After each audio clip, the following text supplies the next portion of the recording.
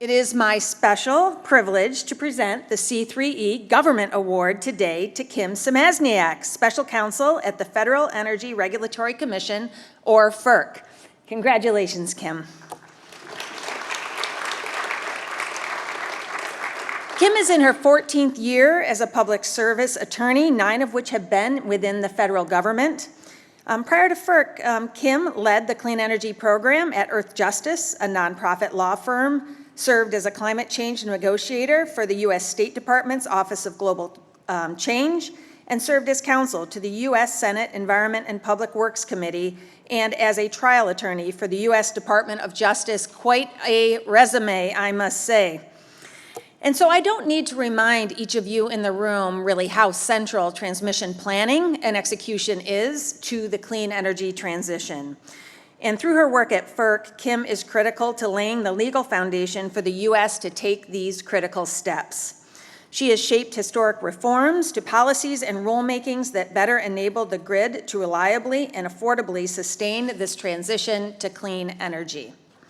And as a result of her efforts, these rulemakings are critically more likely to survive judicial review, but also have a lasting impact on our nation's transition to clean energy writ large.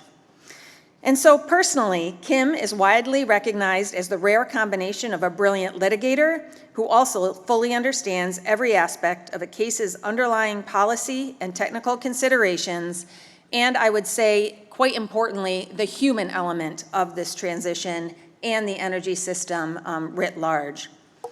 Kim is also known to be an accomplished consensus builder, whether in the context of a multi-member agency like FERC or in a diverse coalition of public interest groups, central to realizing not only this transition, but thoughtful solutions that bridge the gap between stakeholders.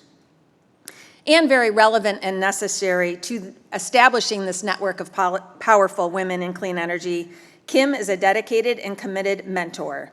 She's taken countless junior attorneys, especially women under her wing, helping to cultivate better, more capable attorneys who feel comfortable in and confident in their ability to do their work.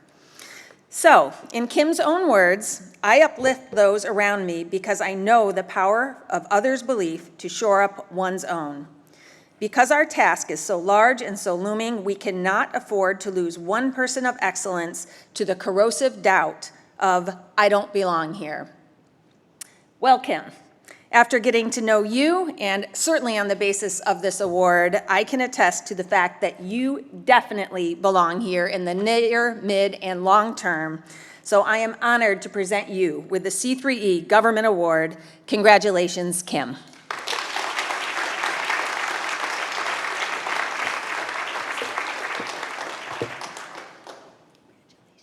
Thank you, Doreen, for those kind remarks. And thank you for the honor of this recognition and of this opportunity to stand among so many great leaders. In honor of C3E's mission to grow the participation and success of women leaders in clean energy, I share with you some of my story as a reminder to everyone in this room that you can be the difference that enables a young woman to one day make it to this stage. I share with you my story as a reminder of the power of reaching out to someone who may lack role models, to someone who may otherwise not be able to see themselves in this profession, much less as a leader in this work. Because, but for a series of teachers, mentors, bosses who believed in me, I could so easily have failed to make it this far. I have blue-collar roots. My parents worked at the local factory, at Kmart, at Target. They came from even greater poverty before that, and the scars of that poverty still wore heavy upon our lives. I was the first of my family to go to college, the first to go to graduate school. We need to reach more women like me. The ones who don't look the part at first, but with support early on can learn, thrive, and then lead. We face so many barriers, those who must overcome the challenges of their roots in order to succeed. I went to a public school so poorly staffed, they couldn't tell the difference between a kid who read ahead in class and one who couldn't read. And I was put in remedial classes.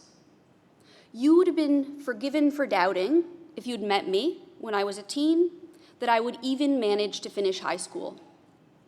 I didn't know how to talk the professional talk or walk the professional walk. In college, a professor used some of his own research budget to pay me to take typing lessons because he saw I didn't know how. And it's not just the lack of investment that holds us back. Poverty comes with it a baseline level of uncertainty, sometimes chaos, that is a constant resistance to moving forward. But I urge you to look past that lack of polish, that lack of investment, to the raw talent beneath. Because these women, who like me must defy the odds to come into their own, they will bring something we all need to this work. The power and perspective of our roots shapes our leadership, leaves us resilient and focused. My background forged my abiding commitment to public service. I cannot forget, as I work on policy that impacts the affordability and reliability of energy, my mom's story of being a young single mom who hadn't paid the bills and had the power cut in the middle of Buffalo winter. How a single extension cord from a space heater to a neighbor's outlet kept my brother from freezing. I remember what it felt like for most of my early life to be so disempowered from political and civic life that there was no point of engagement. If you've never known anyone who has changed the course of important decisions, why would I believe I could? It was only much later that I discovered that I could be the person in the room, that I could be the one helping shape government decisions that affect the lives of millions. And I feel both a strong moral obligation to seize that opportunity and deep gratitude, because so few of those like me will ever be in those rooms. Those experiences enabled me to be more than just good at my job. They give me the drive to show up through adversity, the wisdom to know which battles are worth fighting, the sharp focus on what really matters, not the recognition for this work, the prestige, certainly not the money. It is the people behind the policy that matter. And I stand before you today as one who overcame. And I assure you that your actions can be the difference to the next person with a background like mine making it to this stage. Throughout my career, but especially early on in my career, I leaned into the support of others in order to believe in myself. This support need not be a grand investment, because even the smallest gestures made all of the difference. When a professional I admired reached out and gave me a special responsibility, be that a research position during college, a particularly challenging case as an attorney, it said to me in essence, "You can do this. I believe in you." And I began slowly to see myself as more than an interloper in professional spaces, but as someone who could thrive. My confidence that I belong here is a patchwork quilt stitched together from the confidence bestowed by others over many years. Together, I call on all of us in this room. Let us be part of that quilt of support for the next generation of those who must overcome. Let me close with my thanks to my nominators, because the list of those who have supported me would be too long to name them all.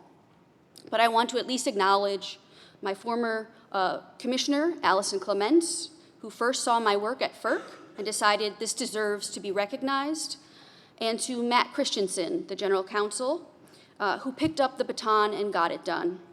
So thank you to you both for your belief in me, and thank you so much for this honor today, and it's just such an honor to be here with you.